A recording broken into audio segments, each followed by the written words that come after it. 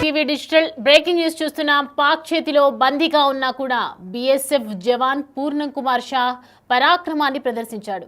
ఎన్ని చిత్రహింసలకు గురి చేసినా, దుర్భాషలాడినా, కళ్లకు గంతలు కట్టి ఇబ్బందులు పెట్టినా తన ప్రాణాన్ని మాత్రం లెక్క చేయలేదు. దానికి సంబంధించినటువంటి అప్డేట్ చూస్తున్నాం. పహల్గాం ఉగ్రదాడి తర్వాత భారత్ పాక్ మధ్య తీవ్ర ఉద్రిక్తత పరిస్థితులు ఏర్పడ్డాయి. ఇరు దేశాల మధ్య యుద్ధ వాతావరణం ఏర్పడింది. పరస్పరం దాడులు చేసుకున్నాయి. ఈ సమయంలో బీఎస్ఎఫ్ జవాను పూర్ణం కుమార్ షా అనుకోకుండా సరిహద్దును దాటాడు. పాక్ భూభాగంలోకి వెళ్లడంతో అతన్ని పాక్ రేంజర్లు అదుపులోకి తీసుకున్నారు. ఈ సమయంలోనే పూర్ణం కుమార్ షాను విడిపించేందుకు భారత సైన్యం తీవ్రంగా ప్రయత్నించినా పాక్ పట్టనట్లు ఉండిపోయింది.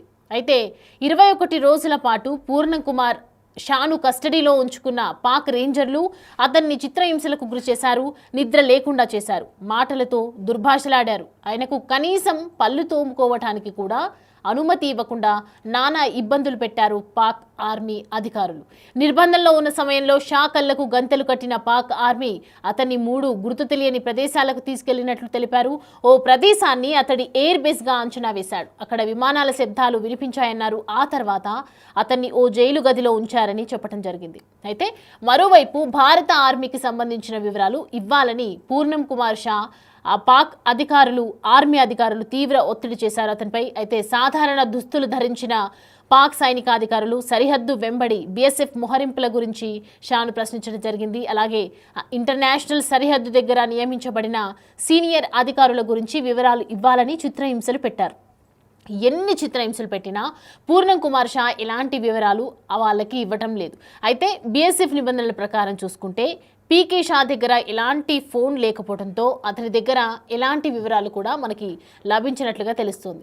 అయితే ఏప్రిల్ 23న పాక్ రేంజర్లు పూర్ణం కుమార్ షాను పాక్ రేంజర్లు అదుపులోకి తీసుకున్నారు. అయితే 21 రోజుల పాటు పాక్ కస్టడీలో ఉన్న బీఎస్ఎఫ్ జవాన్ను ఎట్టకేలకు పాక్ రేంజర్లు మే 14న విడిచిపెట్టారు. నిన్న ఉదయం 10:30 బీఎస్ఎఫ్ జవాన్ను ఏదైతే బీఎస్ఎఫ్ జవాన్కి సంబంధించి భారత్కు అప్పగించడం జరిగింది. పంజాబ్ అమృత్సర్లోని అటారీ బోర్డర్లో ఆయన్ను విడిచిపెట్టారు. జవాన్ అప్పగింత ప్రక్రియ కూడా శాంతియుతంగా ప్రోటోకాల్స్ ప్రకారం జరిగిందని బీఎస్ఎఫ్ ప్రకటించడం జరిగింది. 21 రోజుల పాటు పాక్ కస్టడీలో ఉన్నటువంటి బీఎస్ఎఫ్ జవాన్ను ఎట్టకేలకు పాక్ రేంజర్లు మే 14న విడిచిపెట్టడం జరిగింది. నిన్న ఉదయం 10:30 ఇటు బీఎస్ఎఫ్ జవాన్ను భారత్కు అప్పగించారు. పంజాబ్ అమృత్సర్లోని అటారీ బోర్డర్లో ఆయనను విడిచిపెట్టడం జరిగింది. జవాన్ అప్పగింత ప్రక్రియ ఎలాంటి ఇబ్బందులు లేకుండా, ఎలాంటి యుద్ధ వాతావరణం లేకుండా ప్రశాంతంగా ఏదైతే జరిగిందని చెప్పొచ్చు. భారత్ అభ్యర్థనను కూడా ప్రకటించింది. పాక్ రేంజర్ల నిర్బంధంలో గత 21 రోజులుగా ఉన్నటువంటి సరిహద్దు భద్రతా దళం బీఎస్ఎఫ్ జవాన్ పూర్ణం కుమార్ షా విడుదలైన సంగతి తెలిసిందే. అయితే పాక్ అదుపులో ఉన్నప్పుడు ఆయన నిద్రపోనివ్వలేదని దూషించారనే సంబంధిత వర్గాలు కూడా వెల్లడించాయి. నిర్బంధంలో ఉన్నన్ని రోజులు పాక్ అధికారులు పూర్ణంను 3 ప్రాంతాల్లో తిప్పి ఒక లొకేషన్లో ఉన్నటువంటి జైలు సెల్లో ఉంచారు. అంటే రకరకాలుగా ఇబ్బందులు పెట్టినట్లుగా తెలుస్తుంది. వారిద్దరి మధ్య వారి వద్ద ఉన్నన్ని రోజులు చాలా వరకు ఎక్కువ మట్టుకు మాత్రం అక్కడ కళ్ళకు గంతలు కట్టి ఉంచేవారని సమాచారం చెప్తుంది. అయితే ఆయనను శారీరకంగా మాత్రం ఎలాంటి హింసకు గురి చేయలేదు, కానీ మాటలతో మాత్రం వేధింపులకు గురి చేసేవారని ఆ వర్గాలు వెల్లడించాయి.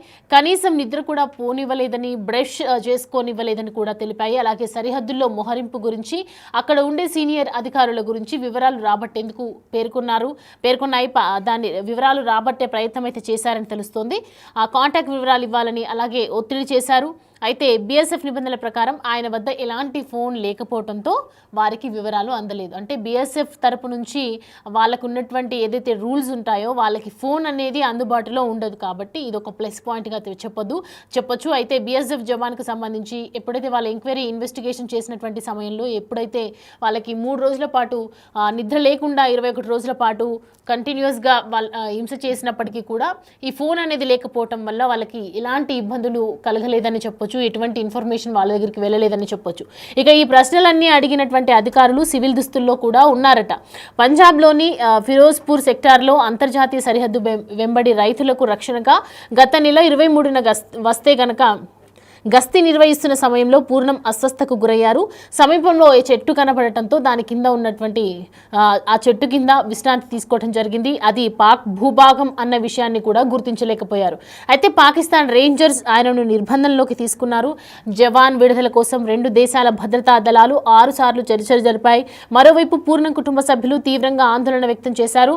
గర్భిణీ అయినటువంటి ఆయన భార్య భరత విడుదల కోసం కేంద్రాన్ని వేడుకున్నారు. కొన్నాళ్ల పాటు భారత్ అధికారుల అభ్యర్థనలు పట్టించుకోకుండా పాక్ రేంజర్లు కాలయాపన చేశారు. అయితే ఈ నెల మొదటి వారంలో రాజస్థాన్లోని శ్రీగంగానగర్ సమీపంలో మన భూభాగంలోకి ప్రవేశించినటువంటి పాక్ రేంజర్ మహమూదుల్లాను బీఎస్ఎఫ్ అదుపులోకి తీసుకుంది. దీంతో పాకిస్తాన్ పైన ఒకవైపు ఒత్తిడి పెరిగిందని చెప్పొచ్చు. ఈ క్రమంలోనే వాళ్ళు వేరే ఆప్షన్ లేకుండా పూర్ణంని మన దగ్గరికి విడుదల చేసింది. బీఎస్ఎఫ్ కూడా పాక్ రేంజర్ను అప్పగించడం జరిగింది. పాక్ రేంజర్ని తీసుకోవటం వల్ల బీఎస్ఎఫ్ జవాన్కు ఎటువంటి హాని జరగకుండా ఆయన సేఫ్గా రావడం జరిగింది. జరుగుతున్నటువంటి అప్పగించే ప్రయత్నంలో కూడా ఎటువంటి ఇబ్బందులు కలగకుండా యుద్ధ వాతావరణం ఏది జరగకుండా జవాన్ల ఎక్స్చేంజ్ అయితే జరిగిందని చెప్పొచ్చు. ఇటు పాక్ బీఎస్ఎఫ్ జవాన్ ఎలాగైతే పట్టుబడ్డారో, పూర్ణంకి ఎలాగైతే టార్చర్ చూపించారో, కానీ పాక్ రేంజర్కి సంబంధించి మన భారత ఆర్మీ ఎలాంటి టార్చర్ చూపించలేదు. జస్ట్ మీరు మా జవాన్ని మాకు అప్పగిస్తే మీ వ్యక్తిని మేము మీకు ఇస్తామని చెప్పి ఒక ఎక్స్చేంజ్ అనేది జరిగింది. సో ఈ సమయంలో 21 రోజుల పాటు అయితే ఆయనకి చుక్కలు చూపించారని చెప్పొచ్చు. బ్రష్ చేసుకొని ఇవ్వకుండా, కనీసం ఫుడ్ పెట్టకుండా, మీ ఇన్ఫర్మేషన్ మాకు ఇవ్వాలి అని చెప్పి రకరకాలుగా వాళ్ళని టార్చర్ పెట్టారు. తప్పనిసరి పరిస్థితిలో ఏమీ చేయలేక అక్కడ చిక్కుపోయినటువంటి జవాన్ నిజంగా కష్టపడ్డాడని చెప్పొచ్చు 21 రోజుల వరకు.